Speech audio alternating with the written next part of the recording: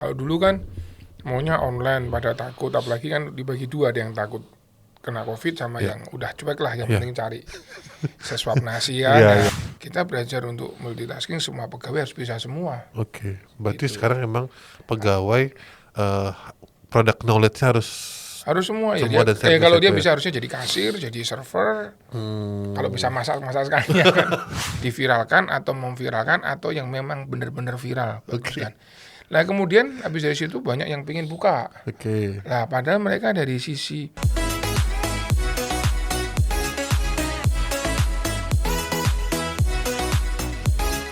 Halo semuanya, balik lagi di Kulkas Kuliner Podcast.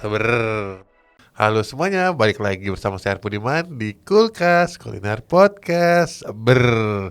Nah, ke episode kali ini kita kedatangan tamu spesial lagi dengan Ko Fani Suito. ya betul.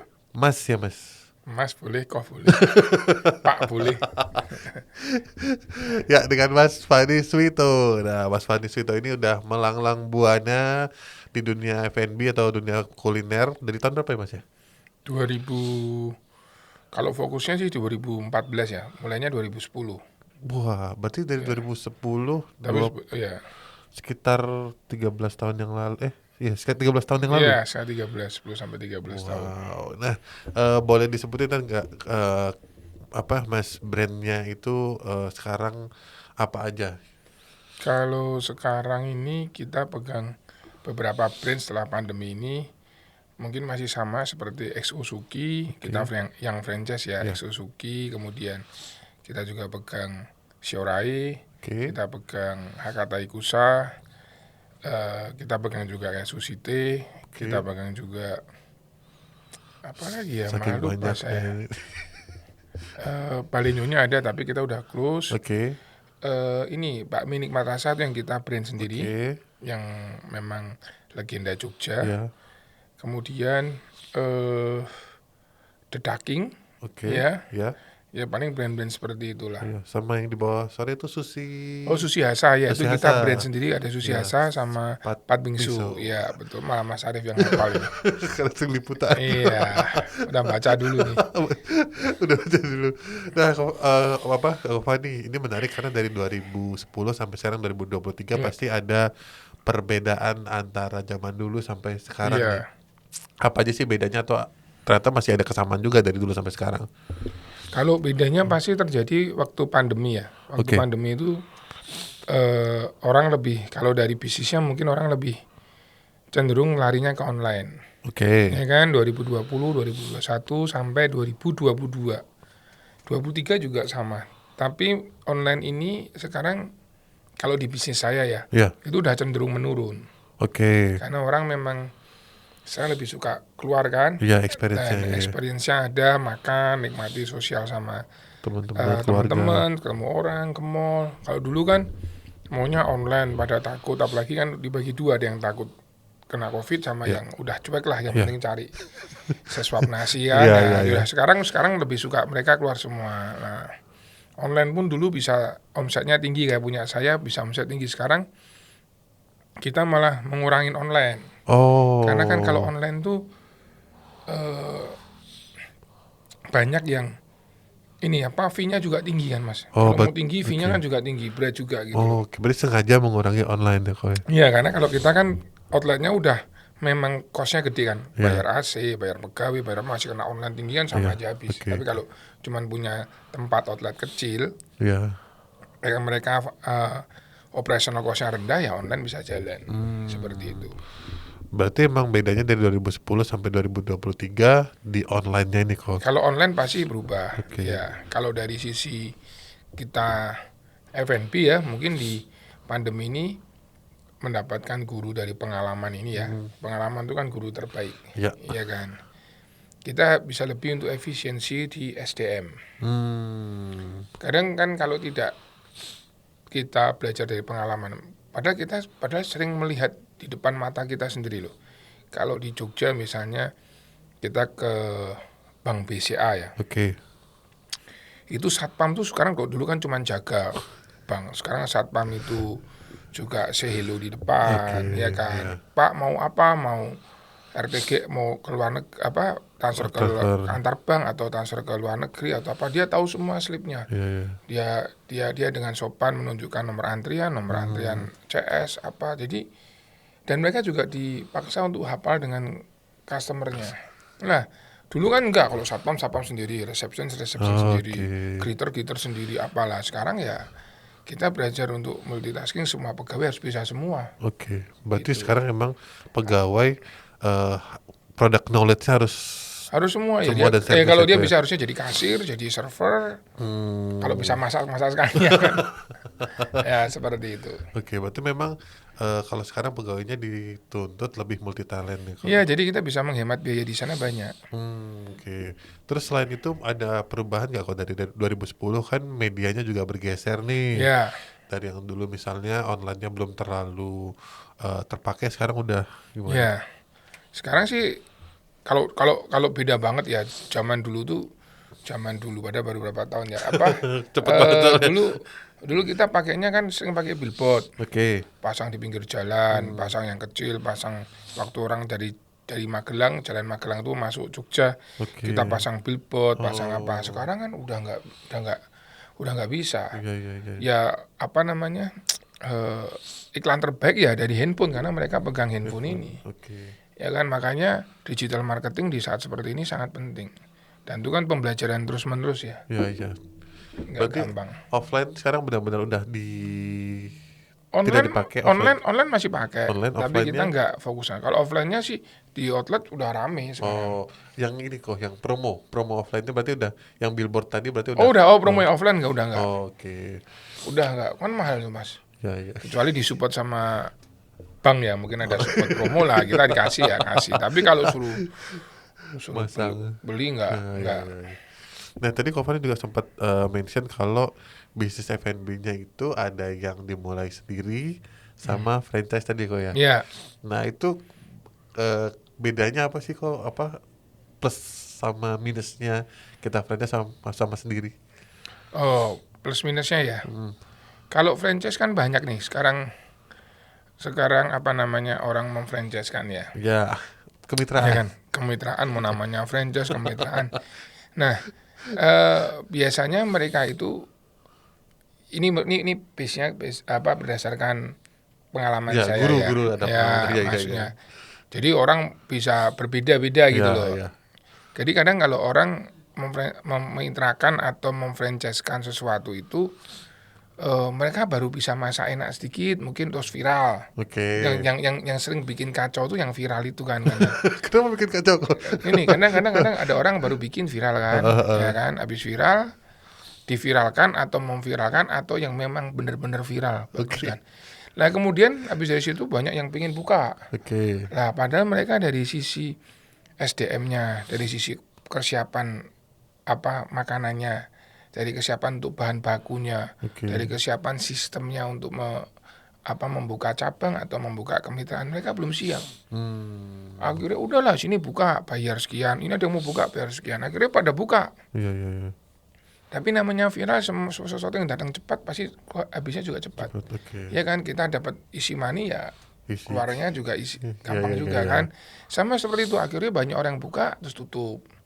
Mas ya masih merek banyak lah di Jogja, tahu. iya. Buka tutup karena sebenarnya mereka belum siap untuk memitrakan itu. Oke. Sebenarnya kan prinsip dari franchise itu adalah kita membantu orang yang franchise ini untuk berbisnis Oke. dengan mereka yang mengelola bisnisnya lah.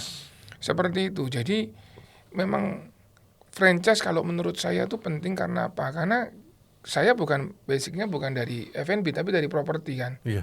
Nah, kalau saya mau membuat sesuatu hal, saya pasti harus kerjasama atau berpartner sama orang yang ahli di bidang itu. Oke. Kan nggak mungkin kan, saya properti, Mas Arief misalnya jual belinya tour and travel misalnya, ya kita bikin kuliner yuk. Nah nanti kan kita kayak si buta menuntun si buta nih, ya kan? Nah di sana sangat penting kita untuk mempunyai partner, gimana partner tuh memang bisa ahli di situ lah. Kalau untuk franchise itu paling nggak minimal mereka, menurut saya loh ya, Iya. itu di atas 7 tahun, Oh. 5 tahun tuh minim lah. Oke. Apalagi kalau sekarang yang dia udah buka 5 tahun atau 7 tahun yang lalu, kena pandemi dan sekarang masih eksis. Nah itu Anda wajib memikirkan kalau franchise paling enggak 50% udah di tangan dulu. Oke. Mereka bisa survive kan? Nah seperti itu. Kemudian harus brandnya kuat. Kuat dulu. Iya. Kalau franchise kita misalnya bikin sesuatu yang mau franchise ya ke orang. Kenapa sih kita harus franchise? Karena kan kalau kita mau mulai sendiri, kita mau buang uang atau mau bakar uang untuk apa namanya? Trial error. Untuk bukan untuk nguatin brand mau berapa, habis berapa juta, ratus juta atau miliar, ya kan? Iya.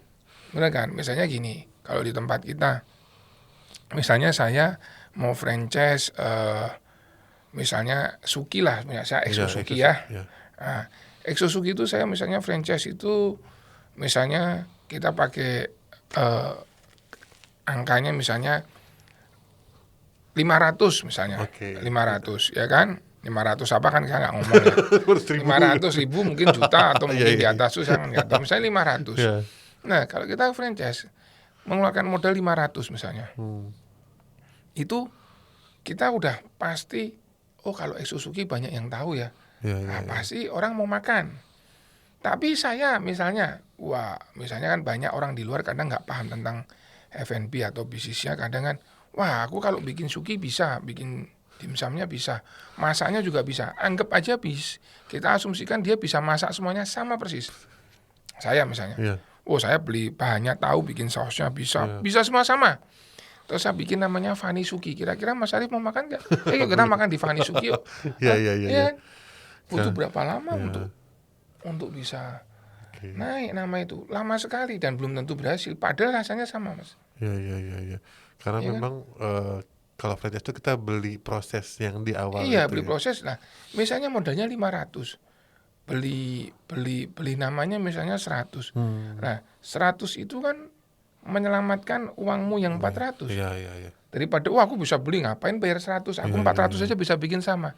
Tapi namanya Fani Suki atau Fani King. Nah, misalnya ya kan Anda mau makan bayar mahal kan? Bener kan? Iya. Misalnya Burger King namanya jadi Arif King, suruh makan burger itu kan juga nggak ada yang mau makan. Iya, ragu ya soalnya. Itu salah satu misalnya jalan pintas dan aman kalau kita mau franchise atau mau mitra ya. Iya. Bikin sendiri gampang, paling gampang tuh bikin sendiri di awalnya, habis itu jalaninya. Itu kayak di padang gurun, susah sekali. Nggak gampang, bisa tapi nggak gampang. Karena betul. Di padang gurun tadi. Nah, karena franchise itu gampang, mitra gampang. Akhirnya pada rame-rame lakuin. Nah, tapi yang mau franchise kan nggak siap, akhirnya juga banyak tutup. Kadang mindsetnya mereka kalau franchise tuh udah aku bayar sekian, nggak perlu kerja, jalan sendiri, nggak bisa. Nggak ada yang namanya autopilot menurut saya. Iya. Berarti kok tips buat milih franchise yang oke nih, karena tadi kan Ko Fani sempat bilang sekarang banyak yang tertarik buat memfranchise kan, kemitraan segala macam. Tips dari Ko Fani buat milih franchise yang oke nih. Tipsnya untuk milih franchise yang oke ya? Ya salah satunya Anda mesti harus lihat mereka udah berapa lama. Tadi minimal 7 tahun, 5 sampai 7 tahun. Misalnya ya 5 ke atas sudah menurut aku bagus, apalagi sudah ngalamin pandemi juga kan, bisa bertahan atau enggak. Kalau kita misalnya kita mau ambil deh, kita mau bikin franchise, apa Mas? Misalnya mau makanan apa deh? Sekarang mungkin ayam-ayaman. Ya. Oke. Susah deh ayam-ayaman banyak. Oke. Gini aja gini. Ramen. Mas Arif kan pakai handphone kan? Iya, pakai. Pasti kan suka handphone. Iya. Oke kan? Nah, sekarang saya minta tolong Mas Arif sebutin 7 merek handphone. Tapi harus cepet ya. Tidak boleh mikir lama lebih dari 1 detik, nggak boleh ya. Bentar, aku hitung dulu. 1, 2, 3 baru nanti Mas Arif mulai ya. 7 merek handphone aja cukup. Ada banyak tuh, puluhan ya. Siap ya Mas, 1, 2, 3. iPhone, Samsung, Xiaomi. Terus apa lagi ya? Berhenti nih udah. Apa lagi coba Mas? Banyak loh Mas.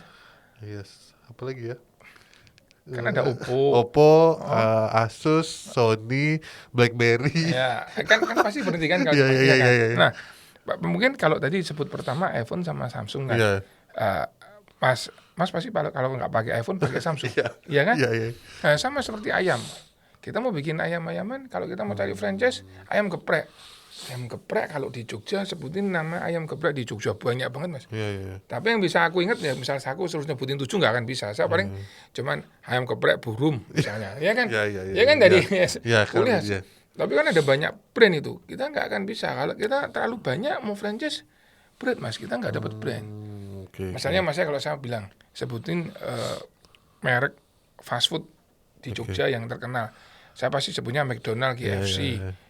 Burger King, Hokben, Hokben, Pizza Hut. Pizza Hut, ya. Cuman itu kan banyak padahal Mas. Iya. Ada Ricis, Iya. ada macam-macam. Nah, berarti yang di benak konsumen itu pasti McDonald sama kalau saya McDonald sama KFC. Anda buka franchise itu misalnya, mau nggak mau Anda pasti sukses. Iya. Ya kan orang udah tahu. Karena top of mind brandnya itu. Iya. Oke.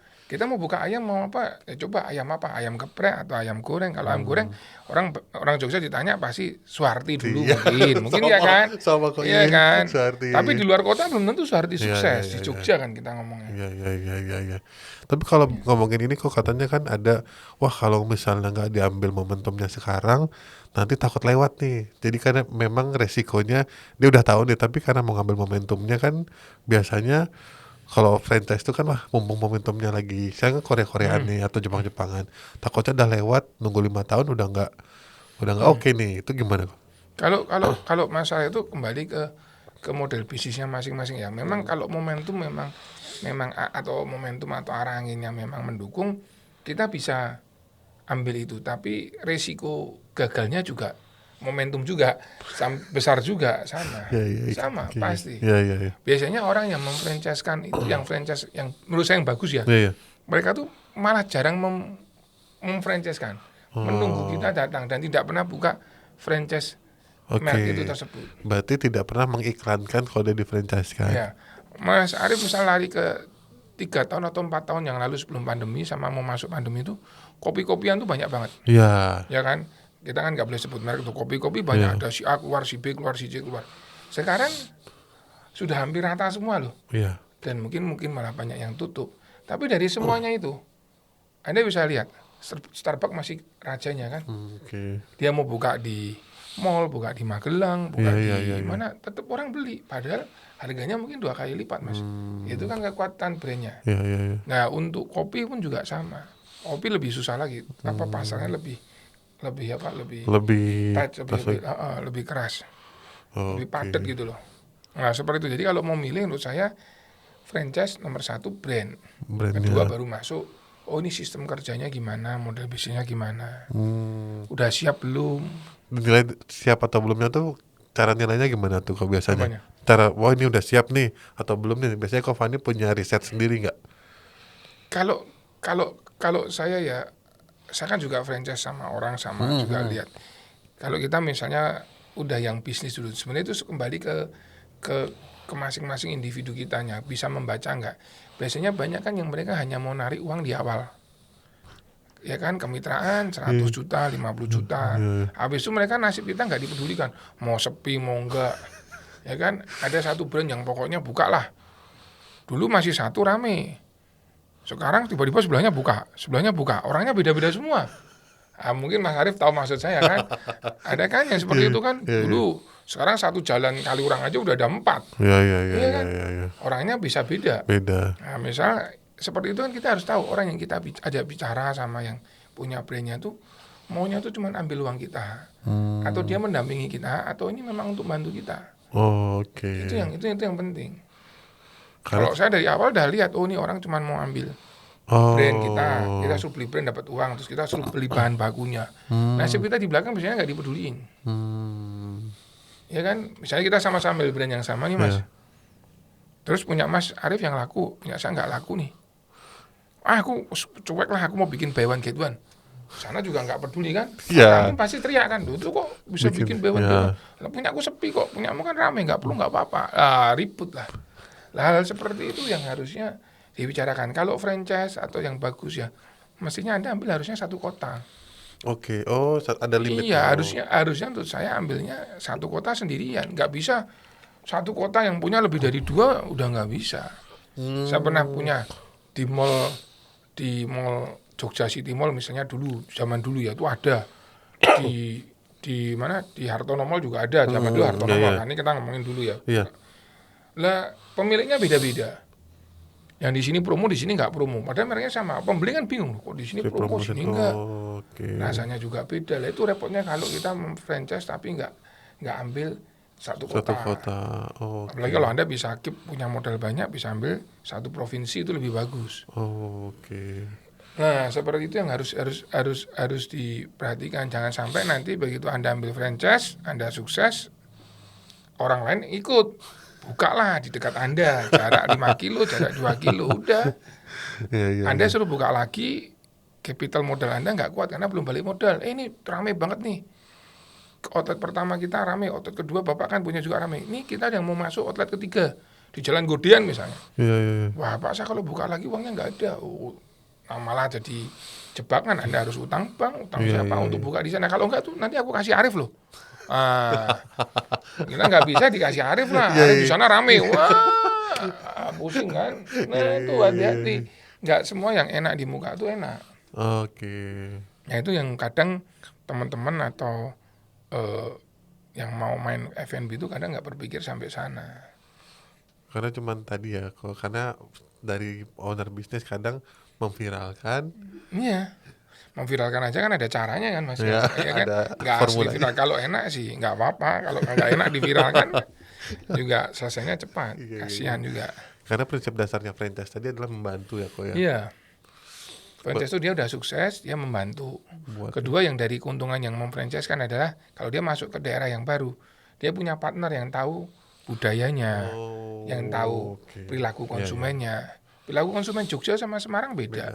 Jogja sama Purwokerto mungkin beda. Jadi memang kita harus cari partner di sana. Jadi lebih ke win-win solution ya. Iya. Berarti kalau misalnya Kofani ini franchise dari paling lama udah berapa tahun tuh kok satu brandnya? Dari 2011 itu saya 10-11 itu. Udah lama.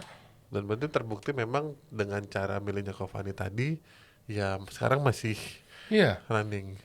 Kalau franchise itu yang tadi saya sempat itu yang nggak ada yang namanya autopilot. Kalau Anda nggak kerja ya kita franchise nggak franchise sama kok capeknya. Jadi kalau ada orang yang bilang mereka tuh cuman support kita pasti cuman bahan baku kan. Tapi untuk manajemennya, untuk Anda cari pegawai, Anda ngurus supervisor Anda atau manajer Anda kan Anda sendiri, bukan dari pusat. Iya. Kita kalau pusat suruh ngurusi Jakarta. Lah, oke, dari Jakarta kirim orang, gajinya menurut Jakarta.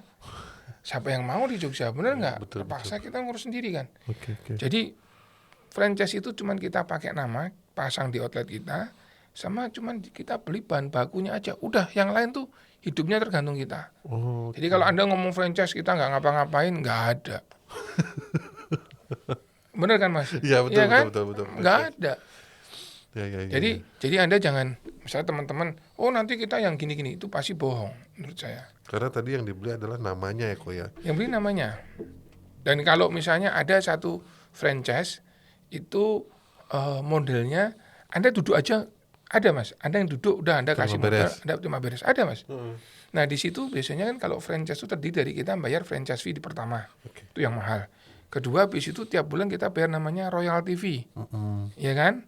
Dari omset Anda bayar berapa? 1%, 3%, 5%. Ya kan? Omsetnya 10 juta, ya Anda bayar 100.000. Omsetnya 100 juta, ya Anda bayar kalau 5% ya 5 juta. Seperti itu. Ada yang seperti itu. Itu dua itu pasti ada. Nah, yang ada lagi itu yang ini Anda Mas Arif franchise sama saya nih. Udah Mas Arif tinggal duduk modalnya siapin. Yang ketiga namanya manajemen. Manajemen fee itu bisa gede, itu bisa 10% kalau nggak salah. Dari omset. Jadi omset ada yang 5%. Ada yang 3%, ada yang 10%. Jadi owner itu nggak perlu ngurusin, dia yang ngurus. Lah, saya yang punya franchise udah di sana tak kasih pegawai saya yang mahal. Wah, Mas Arif datang tuh ke outlet saya, lihat harusnya pegawai itu kalau menurut Mas Arif misalnya pengalaman, 10 aja cukup, saya kasih 15. Sementing saya nggak mau repot kan. Kan Mas Arif yang bayar. Iya. Nah, harusnya dari omset 100 juta untuk bayar pegawai misalnya 15 juta. Cukup kan? Kalau Mas Arif yang ngulasin. Tapi karena saya yang ngelola, saya juga kerjanya banyak, franchise yang lain, Anda pengen gampang, udah habisnya 25 juta. Ambil dulu 25 juta untuk bayar gaji dulu kan. Wah Pak, ternyata minus Pak, kurang 5 juta nih untuk bayar supplier, bayar apa. Mas Arief nombok lah. Harusnya kalau Mas Arief ngurus sendiri, nggak tombol. Jadi serba salah juga ya. Iya, kalau mau Anda beres manajemen fee ya dia kasih dari pusat, ada yang manage. Bayarnya udah berapa tuh? UMR sana udah hampir 5 juta kan. 7 juta cuman buat orang gitu. Belum nanti pegawainya, dia nggak mau repot toh. Pegawai harus ada kapten, ada server, ada banyak. Udah, ada kan besar di beban. Akhirnya nggak kuat. Ada franchise tuh yang seperti itu, jalan, akhirnya setelah selesai masa franchise pada tutup. Itu banyak. Karena tadi niatnya terima beres, ya emang beres, tapi bebannya makin gede. Ya, kalau beres kan identik dengan berapa banyak uang yang kamu mau keluarin agar Anda tetap bisa holiday. Healing ya kan, ownernya kan pengen healing tuh. Lah kalau pengen healing ya pengen jalan-jalan, nggak ngurusin bahan baku ya Anda bayarlah pegawai yang banyak. Healing pulang pusing. Iya, healing pusing, healing lagi. Healing pulang pusing. Itu. Jadi ada gambaran tuh Mas Arief sekarang. Iya. Berarti memang ini dapat tips and triknya banyak banget sih kau. Soalnya dari awal kan memang ada yang wah ini takut momentumnya habis, terus ada yang tergiur karena ramenya di awal. Jadi mungkin teman-teman yang di rumah atau yang nonton bisa ada gambaran kalau mau milih franchise gimana. Nah, Ko Fani, tadi kalau disebutin tadi Ko Fani banyak memilih franchise yang makanannya Asia nih. Iya. Ada Japanese sama Korea. Chinese ya? Chinese Korea. Korea. Kenapa di daerah Asia nggak yang Western? Iya, Western. Western dulu pernah ada kan, semua itu kan berdasarkan pengalaman sih Mas ya. Western kita juga punya tuh, dulu kita punya sama istri saya buka itu Sangu. Oh, iya. Ada Sangu, yang kemudian di Kota Baru Demangan sama di Tirto Dipuran itu dulu. Terus kita juga punya portable juga. Oh, ya kan, portable ya kan. Nah, kalau sebenarnya hampir sama sih Mas. Cuman saya pribadi pengalaman saya sih kalau Western tuh kurang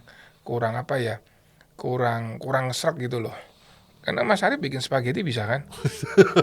Beli aja jadi bisa kan? Bisa. Krimnya bisa beli, spagettinya beli di Carrefour bisa, semua bisa beli. Ya kan? Terus bedanya spaghetti yang harga 20.000, 15.000, 40.000 sama yang 65.000 plus PPN plus apa? Apa yang bedain? Steak juga Anda juga tahu mau beli di mana bisa aja bisa kan bisa semua kan. Mau steak kualitas daging apa? Udah ada bumbunya segala macam. Ada bumbu juga Anda beli barbecue-nya apa semua bisa. Nah, kalau biasanya di Western itu permainannya itu biasanya mereka main lokasi. Main interior. Main venue-nya mereka mainin kan. Misalnya yang di Jalan Kaliurang tuh bagus, venue-nya gede, yang mana bagus. Kan harganya kan juga steak Mas, kalau misalnya ngerti steak gitu-gitu doang kan. Iya. Kalau udah capek cari yang wagyu apa juga nggak tahu kan. Ya kan sama spaghetti gitu doang. Iya. Mau carbonara, fettuccine, mau apa bumbunya, mau apa. Mushroom, bla bla. Ya yang mereka jual kan venue. Nah, berapa lama Mas Arief mau foto di venue yang bagian pojok sana? Kemarin dah sama temennya, besok di pojok sana, besok di sini. Bosan larilah ke tempat yang baru lagi itu buka tuh. Banyak kan sepanjang jalan Kaliurang, Palagan itu kan banyak banget. Udah bosan kan, yang suka konsumennya tempatnya ganti-ganti. Yang punya itu pusing sendiri nanti. Ya. Oke. Seperti itu kalau Western ya. Karena semua orang bisa bikin Western, lebih gampang. Kecuali Westernnya yang kelas atas ya, mungkin beda banget. Tapi kalau secara umum sih. Kalau Asia kan lebih bervariasi bumbunya, terus makanannya juga lagi tren juga ya kok ya. Kalau Anda misalnya ngomongin Japanese ya, restoran Japanese yang enak tuh pasti nggak mungkin bohong masalah bahannya, ikan semua yang tentang ikan kan harus segar semua, nggak mungkin kalau nggak. Jadi mereka kalau yang Japanese yang sepi ya pasti bahannya nggak bagus. Mereka kalau misalnya nggak mungkin berani kayak punya kita sushi hasa atau apa itu kan berani sashiminya kenceng kan karena memang fresh. Bener nggak? Yang sushi hasa aku pakai itu kan bisa all you can eat, sashimi all you can eat. Mau makan salmon mau 1 kilo sendiri juga boleh, mau 1/2 kilo, mau berapa ikannya apapun bisa. Itu kan harus fresh terus Mas.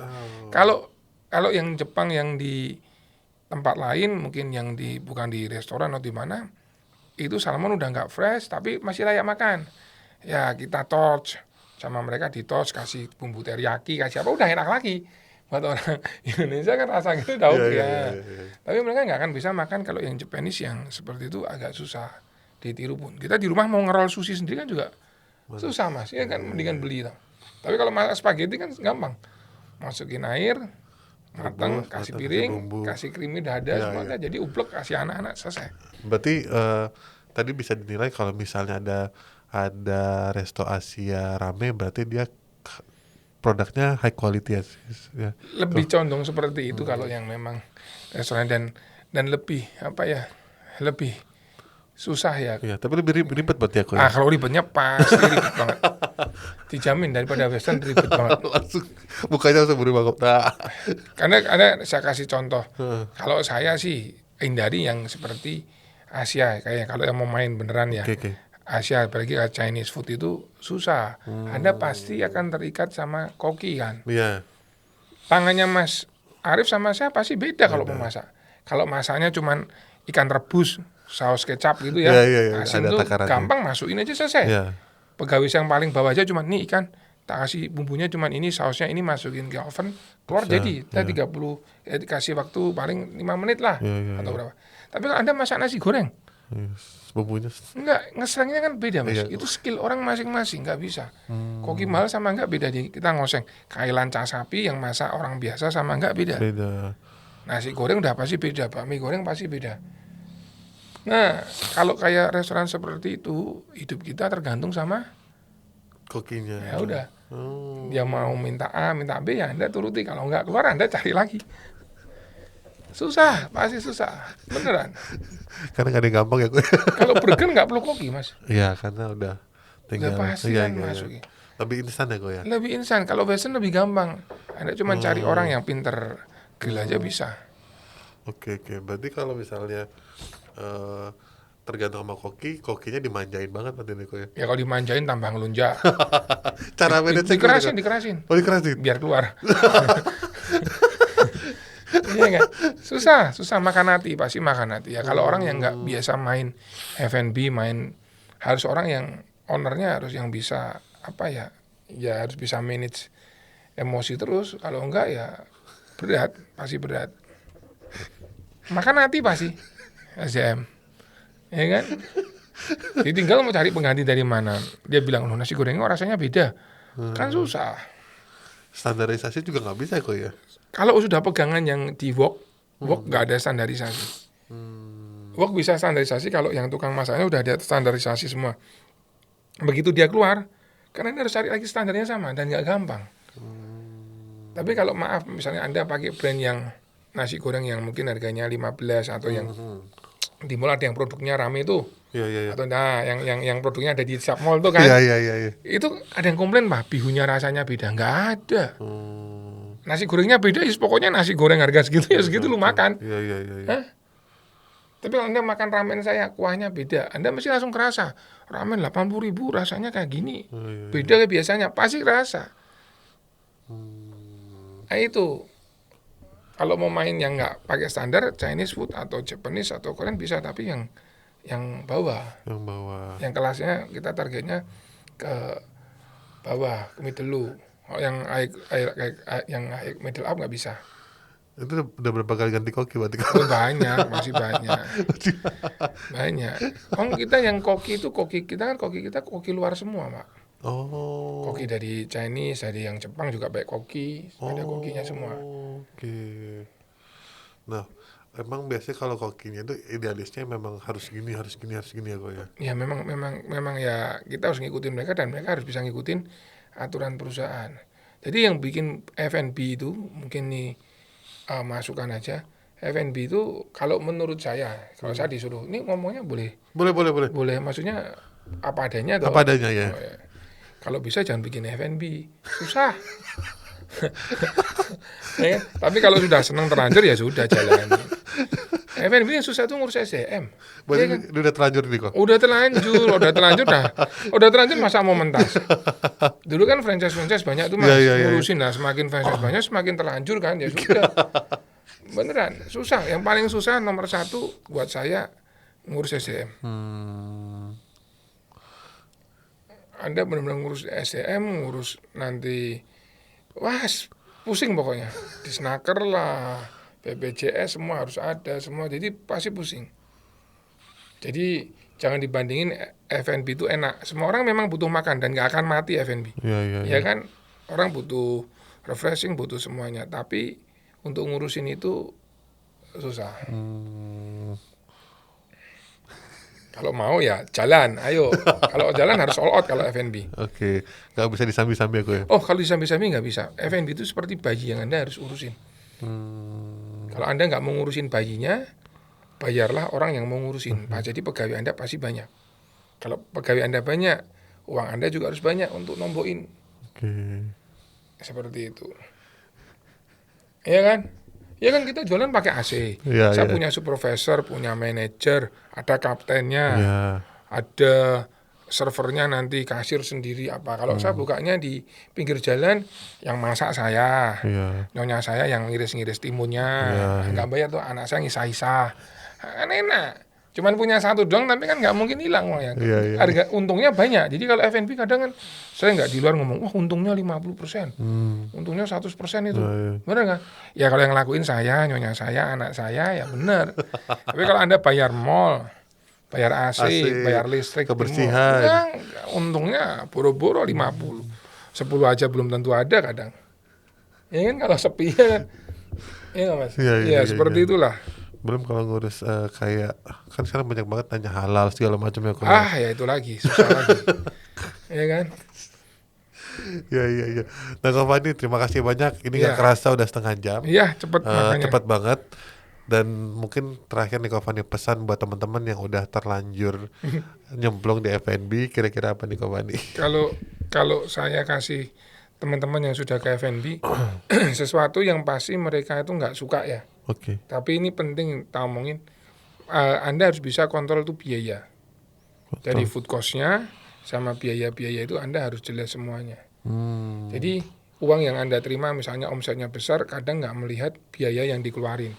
Seperti food cost, biaya pegawai, biaya pajak, biaya apapun tuh Anda sering pelaku F&B tidak memikirkan hal itu. Nah, jika mereka menghitung itu, belum tentu usaha yang Anda lakukan ini menguntungkan. Dan paling sering jika mereka tempat itu mereka nggak sewa. Punya neneknya, punya papahnya atau punya ibunya. Nah, coba mereka masukin itu harga sewa. Harga mereka pasti nggak akan bisa murah. Jadi saya sering melihat F&B itu semakin hari, semakin tahun, malah semakin murah loh Mas. Padahal harga makanan tambah mahal loh, harga bahan bakunya. Aneh kan? Iya juga ya. Nah, benar loh.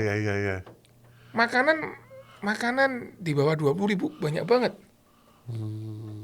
Jadi mereka tuh nggak ngitung depresiasi, tidak menghitung amortisasinya, depresiasi amortisasi, tidak menghitung sewanya. Sewa tahun berikutnya untuk sewa lagi 2 tahun lagi uangnya dari mana. Dan misalnya Mas Arief punya 100 juta, misalnya ditabung tuh uangnya deposito dapat berapa? Kalau dimainin F&B kan berarti F&B kan menanggung bunganya juga kan Mas? Iya. Nah itu juga nggak dihitung, udah pokoknya jalan hitungannya simple banget mereka. Kalau Anda coba menghitung itu biaya, Anda akan tahu mana yang harus dipertahankan, mana yang harus dipindah, mana yang harus di-stop, seperti itu. Itu aja pesan saya. Tetap semangat, kalau F&B nggak ada matinya pasti. Iya kan Mas? Siap. Semua butuh makan. Iya. Gitu. Siap, Kak Fani, terima kasih banyak. Tadi ingat pesannya detail terhadap kos-kos yang tidak kelihatan ya. Biar teman-teman punya tabungan buat perang selanjutnya kok ya. Siap, terima kasih Kak Fani. Terima kasih banyak. Kak Fani di sini ditemenin istrinya juga sama timnya. Terima kasih banyak. Sampai jumpa di episode selanjutnya. Bye bye.